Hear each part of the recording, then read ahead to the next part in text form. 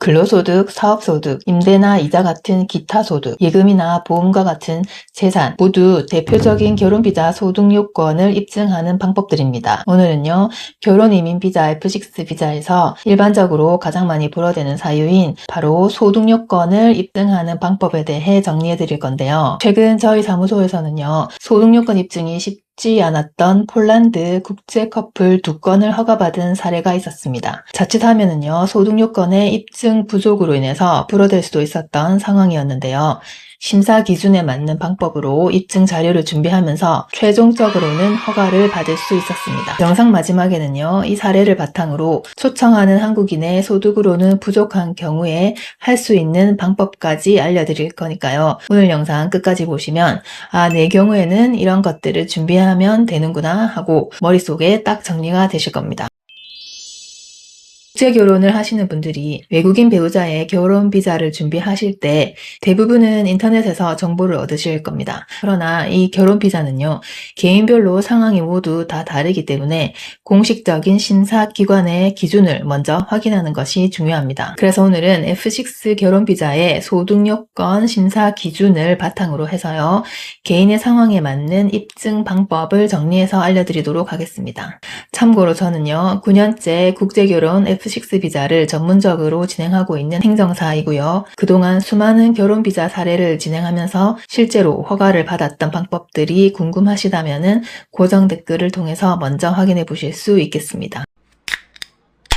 앞에서 말씀드린 4가지 방법이 있는데요. 첫 번째, 근로소득, 두 번째, 사업소득, 세 번째, 임대소득이나 이자소득 같은 기타소득 활용, 네 번째로는요, 예금이나 보험, 부동산 같은 재산을 활용하는 방법입니다. 우선 2026년 기준 가구원 수별 소득 금액을 확인해 보시고요. 첫 번째, 근로소득은 가장 일반적인 방법이고 가장 확실한 방법이죠. 직장에 다니시는 분들은 소득금액 증명원에 기재된 지급받은 총액이 기준 금액 이상이라면은 소득요건 을 충족하게 됩니다. 근로소득에 해당하시는 분들은 특별히 어려울 것이 없겠습니다.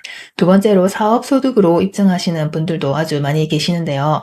개인 사업하시는 자영업자뿐만 아니라요, 3.3% 원천 징수되는 프리랜서분들, 일용직으로 일하시는 분들이 해당되는데요. 그런데 여기서 많이 실수하시는 부분이 있습니다. 사업소득의 경우에는요, 매출액이나 수입 금액이 아니라 소득 금액이 기준 금액 이상이어야 합니다. 그리고 이 사업소득자 중에서도 농업이라든지 축산업에 종사하시는 분들이 계시는데요. 이런 분들은 농지원부라든지 농업 사실 확인서와 함께 직불금 지급 확인서, 농산물 판매 내역서 같은 매출 증빙 자료를 별도로 준비해야 합니다. 그리고 소득 증명이 어려운 경우에는요, 건강보험료 납부 확인서로 소득을 추정하는 방법도 있는데요. 이 방법은 지역 가입자에 한하는 것이고 당연히 직장인 가입자는 해당되지 않습니다. 세 번째는 임대소득이나 이자소득을 활용하는 방법입니다. 이 경우에는요, 이러한 소득을 입증할 수 있는 등기부 등본이라든지 임대차 계약서, 은행 거래 내역서 같은 서류를 별도로 준비해야 합니다. 네 번째, 예금이나 보험, 부동산 같은 재산을 활용하는 방법입니다. 재산은요, 금액 전부를 그대로 소득으로 인정하는 것은 아니고요. 100만 원 이상으로 6개월 이상 유지된 재산을 기준으로 5%만 소득으로 환산해서 인정되고, 부동산은 공시가격표를 기준으로 평가하게 됩니다. 그리고 재산을 활용할 때 반드시 확인해야 할 부분이 있습니다.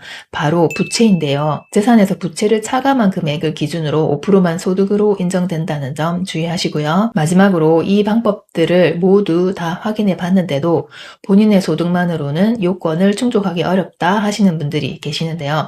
그런 경우에는요, 가족의 소득이나 재산을 활용할 수가 있습니다. 다만 가족 소득을 활용하는 경우에는요, 확인할 사항이 2가지가 있습니다. 첫 번째는 반드시 주민등록 등본상 같은 세대여야 하고요.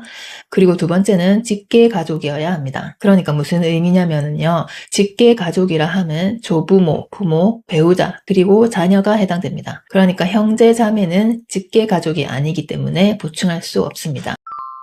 자, 오늘은 F6 결혼비자 심사 요건 중에서 가장 많은 분들이 어려워하시는 소득요건 입증 방법에 대해서 정리해드렸습니다. 크게 4가지, 그리고 본인 소득이 안 되는 경우 포함해서 총 5가지 정도가 되는데요.